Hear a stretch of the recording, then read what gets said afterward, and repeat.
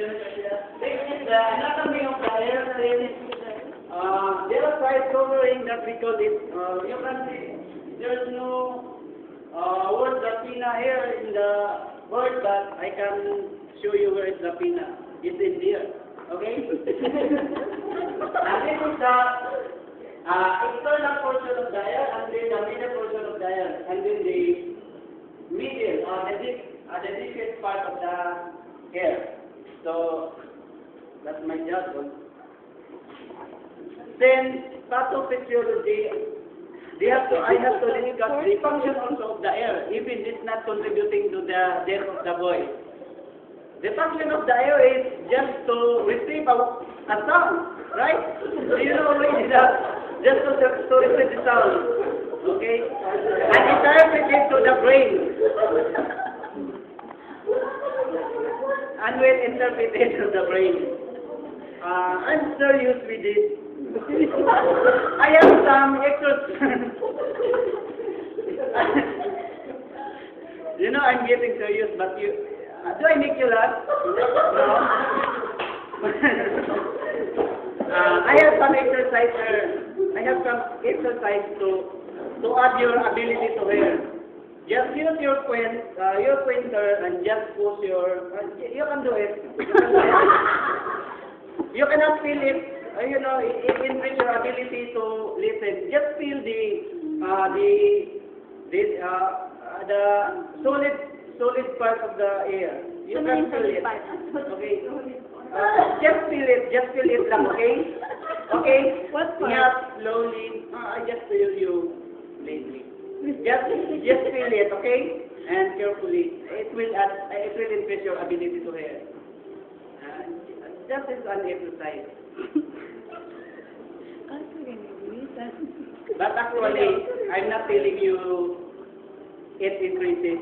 But what I mean, what I want you to feel that hard something in back of the air is a mastoid. That is nothing to do with the increases of the hearing ability to hear. But I just want you to feel the mastoid.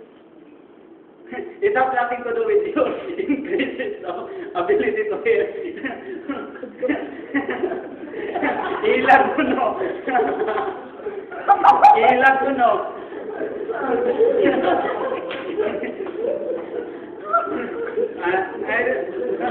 When you're performing that, you feel that something hard in there. It's not contributing you to increase your ability to hear, but you feel the mastoid. That is the mastoid. Okay? Do you feel already the mastoid? Ilan mo.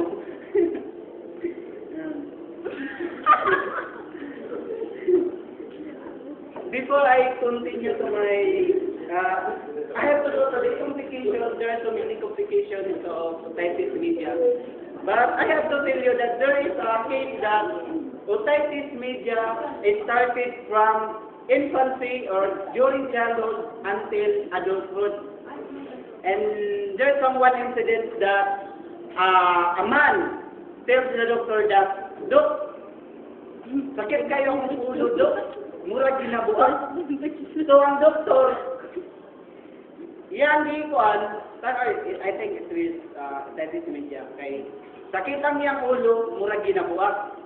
Another incident, a lady came to the doctor and also said, "Dok, sakit kaya akong buak, mura ginaulo."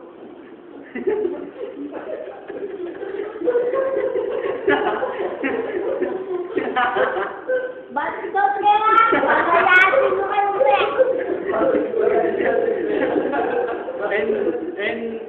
And that's what the lady said, that sakit daw yung buak, mura ginaulo.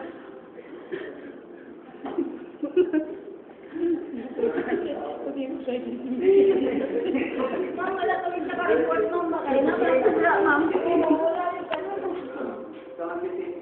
Ma'am, ano man na siya? Ala pa. Ako na lang. Ipel-pel nila ay